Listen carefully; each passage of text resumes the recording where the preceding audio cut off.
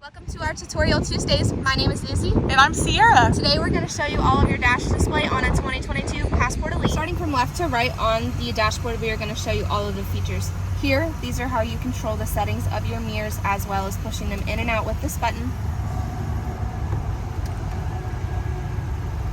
This is your econ, best for city driving to maximize your gas mileage. Moving on down here, this first button here is going to be your parking sensors. When this light is green, this will have them activated.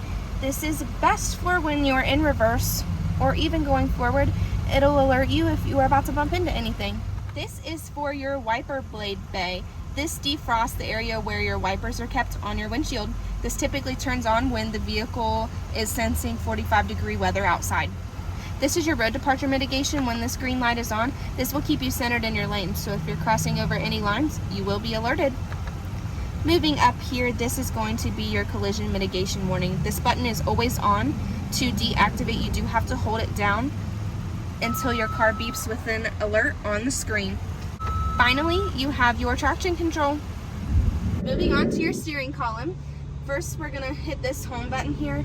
This shows all of the displays available on your driver's screen, anywhere from your trip calculator, your torque, phone calls, navigation, music, oil life, seat belts, etc. Typically, customers can keep this on trip odometer that shows their range, average fuel. Moving on here, this plus and minus is going to be your volume. Here in the center, this will allow you to change any trip you may have, or when you were in your home button to navigate through there. Below, these are your Bluetooth buttons, accepting calls, ending calls, and then if you have an iPhone, Siri, or the Honda activated hands-free. Moving on to your right side here, these are going to be your cruise control, lane keeping assist, adaptive cruise control, and on the Elite model, heated steering wheel. To activate all of these, you will click main first. The ACC and LKAS button will pop up on your screen. Of course, you have set, reset, and cancel on your cruise control. Over here, this is going to be your adaptive cruise control. So when you are set in cruise, if the car in front of you slows down, your vehicle will also slow down. Finally, here you have your lane keeping assist. Once this is activated, you will see these two dotted lines.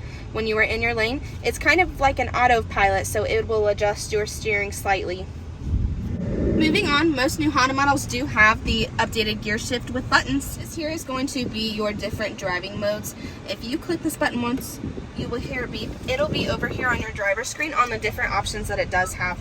You have normal, snow, mud, or sand. This is going to be your ignition shutoff. In Honda, you do have to shut this off every time you enter the vehicle if you do not want it on. Finally, this is going to be all of your climate control. Here you have on-off fan. You do have auto mode if necessary. These are going to be your rear settings. You obviously have rear on and off. Rear settings, you can adjust this. Once clicking this, you'll be able to see this. If you click rear lock, your back passengers will not be able to adjust their own settings. On your front defrost as well as your rear and side view mirrors. Then you have sync to sync up your driver and passenger mode. You can do floor and defrost, just floor and face, or just face. Get some air control in there as well as AC on or off. You also have heated seats in most models. However, on the top trim of Elite and Black Edition, depending on the vehicle, you do also have your ventilated.